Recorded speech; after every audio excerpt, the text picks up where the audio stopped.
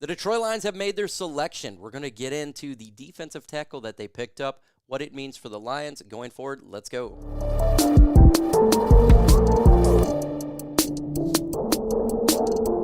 The Detroit Lions have made their selection, sitting at the 28th pick, taking a defensive tackle out of Ohio, Tyleik Williams. Now, I actually had him in my mock draft in the second round with a trade out of a scenario, or a potential trade out of the scenario.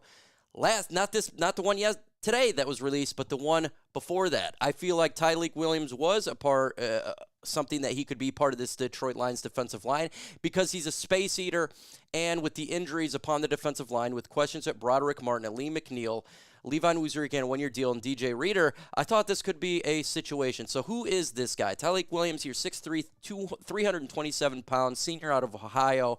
He is a significant body eater. That's what he does. He has a lot of good eyes to, God things to him here, brings the kind of raw power that shows up in the weight room that you want to see. He shows advanced hand usage in the run game, maintains exceptional balance throughout contact, displays impressive lateral agility.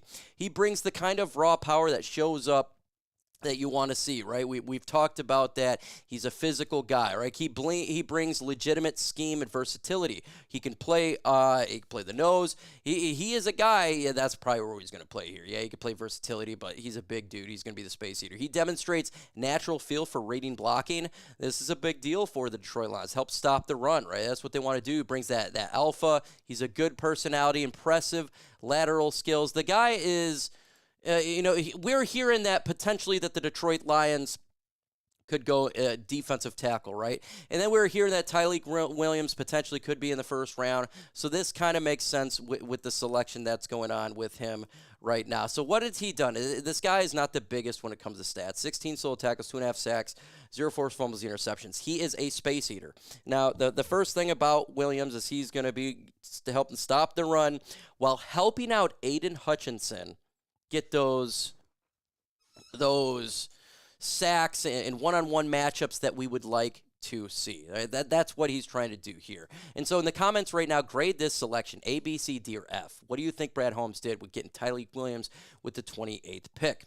Again, I'm going to go out and say I think this is a great selection. We needed to get better on the defensive line. And if you look how this draft played out, offensive line flew off the board ridiculously in this draft. You had Gray Zabel as a top 15 pick. I mean, it was offensive line.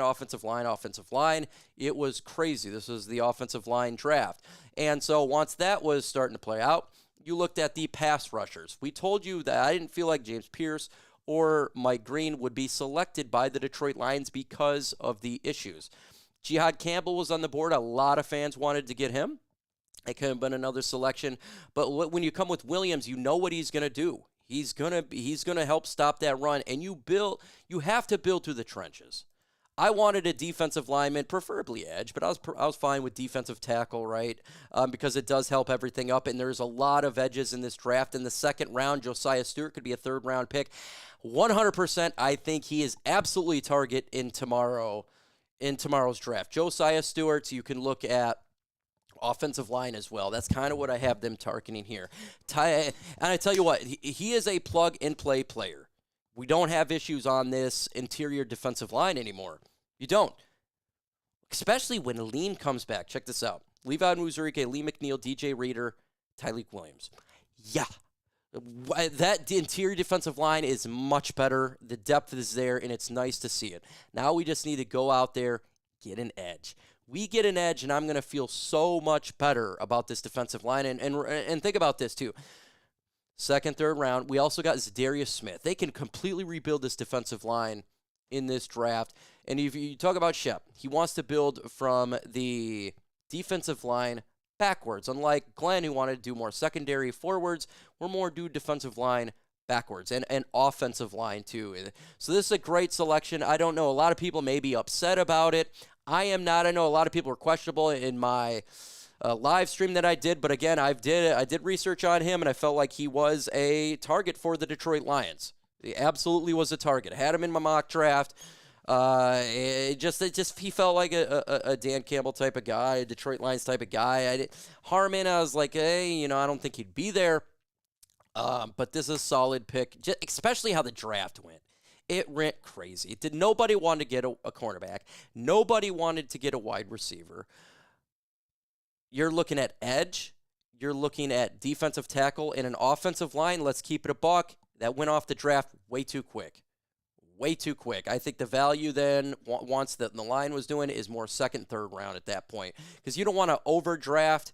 It just became a problem in this year's draft. So with how it played out, I'm fine. And this potentially, this is a great pick. This is a really good pick for the Lions going forward on this defensive line. I know a lot of people's going to say Jihad Campbell. So that I want to know what your guys' thoughts now in the comments about this. Did you want Jihad Campbell?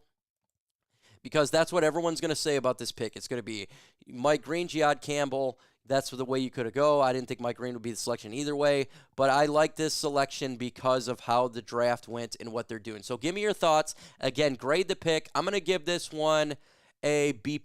I think that's a solid grade for what was happening. Give me your thoughts in the comments below.